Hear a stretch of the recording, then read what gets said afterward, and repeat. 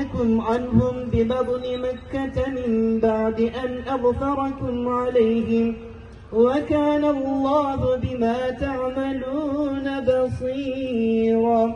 هم الذين كفروا وصدوكم عن المسجد الحرام والهدي معكوفا أن يبلغ محله ولولا رجال مؤمنون ونساء مؤمنات لم تعلموهم أن تضعوهم وأخرى لم تقدروا عليها قد أحاط الله بها وكان الله على كل شيء قديرا.